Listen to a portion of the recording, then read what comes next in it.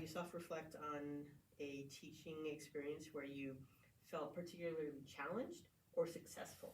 So if you want to talk about today, that's fine, or some other. Yeah, I could talk about it. So yeah, I've got a new student that has severe speech, and he came from Las Vegas and came to my class, and so I'm pretty big on writing, and he's having difficulties in phonics, and so I decided to go home and watch a YouTube video, watch some other professionals teach writing, and what I learned was as I went back to my sound charts that are all printed out from our kit, from the Wonders kit, and it's something that we always run every morning or in small groups. But I'm actually having the kids use it instead of just reciting. I want first sound. What's the first sound? I want you to find the first sound on the card. And so this little boy, even though he's not able to produce most sounds, man, he can write. He can write his red words. He memorizes his red words that are posted, and he can use that scaffolding with the sound chart to his advantage, and he can write like everybody else. And I've never seen anything like it before. But if I wouldn't have went on YouTube and watched this other fantastic teacher, and the video was 10 years old, it made me reflect and go back.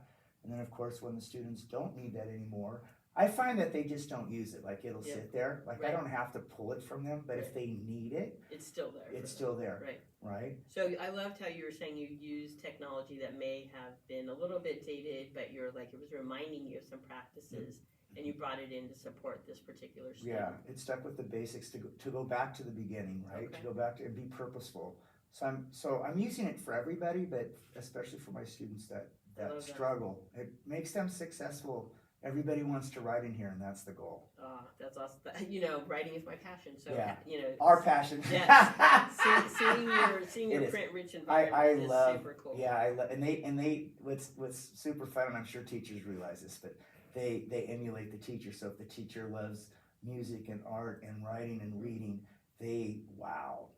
it's phenomenal. They're lucky to have you, not just for that passion that you bring, but also the self-reflection that you have. And that was obviously success, and you and I have talked in the past about some ways that you might be able to improve or grow. And George, you've been doing this for a long time, so I still appreciate that you see me as a coach and somebody that you can benefit from. Absolutely. And so I know you're familiar with the California Standards for Teaching Profession. And are there any CSTPs that you find particularly challenging right now that you'd like to kind of focus on in your professional growth? Yes. Go ahead and take a look at the chart if you want. Let me see. Let's see. It's down here on the writing standards with, I would like to create a rubric. Okay. A rubric that the kids, that we come up with each other, because I believe in, I know like when we were young, the teacher was always like this on the mountain, and it couldn't be farther from how we teach, and it's all like this. Yeah. And so I want the kids to buy in and feel a part of it. Okay, so assessing students for Learning Standard 5, the 5.5, involving all students in self-assessment. Yes, ma'am, that's it. Goal setting and monitoring progress, because I know you and I talked about maybe bringing in some rubrics or something that you're creating with students to compare their writing. Is that what you're talking about? Okay. Yeah. I'd like to have a written description, and I'd even like to have them do that interactively, so they really buy in, and then have visuals. Okay. So, for example, it could be conventions with capital letters and periods, and prepositional phrases. And so, in order to get to that using the curriculum, I know that you're really intentional with your lesson planning and your design. Absolutely. So, can you walk me through your lesson planning process in making sure, like, how you're aligning your learning objectives and also considering the variability of your student needs? Okay, so first of all, no matter what class it is, I always start off with the California State Standards. That drives my instruction, and it's always driven it. So that's just the bottom line. So I start with the state standard. And is there a particular standard that for the lesson coming up that you're going to work on? And I use Wonders, and the beautiful thing about Wonders is for us kindergarten teachers, because we're so busy, the standards usually written right up in the left-hand corner of the page, and it tells you. So it's super awesome when we have evaluations. You just write it down. So I do use the district materials because I believe in the district materials, and they're set up very well. For example, my lesson will be on seasons. Okay.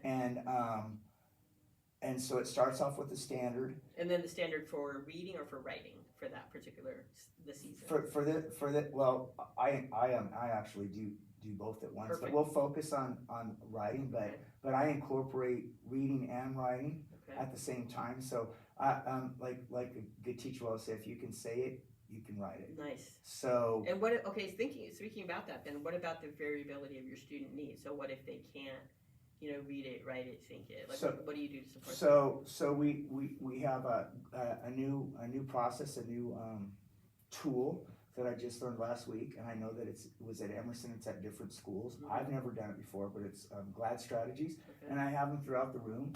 And whether it's fruit or whether it's winter or no matter what it is, that's usually what I'll do first. We'll have discussions. We'll have pair share. And then the kids will interactively write the vocabulary on the wall underneath the pictures that's been diagrammed. They'll have a whiteboard in their hand, so everybody writes it. We talk about it orally. We make sentences. When we finish that, I'll have a sentence starter with a sentence strip to start, very purposeful, and then I go to what we call interactive writing that I've learned way back in the 90s. It's very, very effective. It's a mixture between sight words, prepositional phrases, Okay. vocabulary. Do that first, and then when that's finished, we go to the writing. Perfect. So that's how I'm going to do it. So when you get to the writing, let's discuss the student work that you see. I mean, looking in your classroom, I see a lot of print-rich environment. I see a lot of student work. You share a lot of those are authentic artifacts with me, which I appreciate. What student artifact will you gather to determine that the learning objective was met? So you said you wanted to create this rubric. Right. What artifact will you gather to say, hey, did I really meet my learning objective of students to be able to self-assess? The children will have to draw a picture, Okay. describe that picture, describe the season, talk about whatever they want to talk about, but Okay. preferably, since we've done it in some type of sequential order. Mhm. The weather, describe what season it is, the weather, and what people wear, what Okay. people eat, what grows in that season, and what do people do. So, in any particular, however they want to come up with it, and some of them write about bears. We got work for the Forest Service, so we talk a lot about animals in here. Okay. So they know words like hibernation, Okay. nocturnal.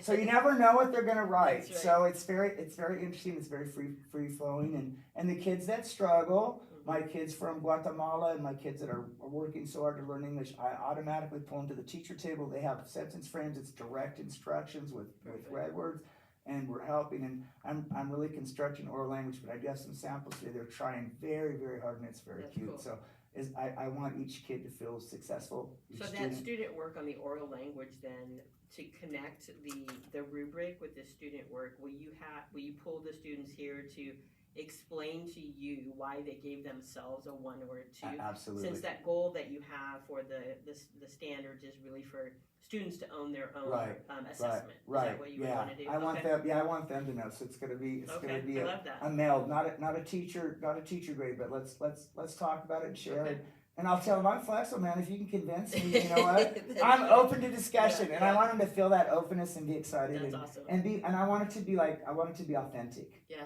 So I'm very excited because That's cool. I hate to say this, but I've never done it. I hope that doesn't make me look No, bad. it's good, that we have this writing focus in the district. I think we have an opportunity for your willingness in this growth space to really be kind of a flagship model for what we want all kindergarten teachers to do, which is to have our students have that independence, to understand why they're learning what they're learning, but also if they learned what they were intended to learn. So I'm really looking forward to working with you, George. Thank you so much. And You're very welcome. we will, see what happens on the lesson plan. Yeah, it's So I an honor to appreciate it. work with you. I'm All so right. excited. Thanks so much. Yes, ma'am. All right.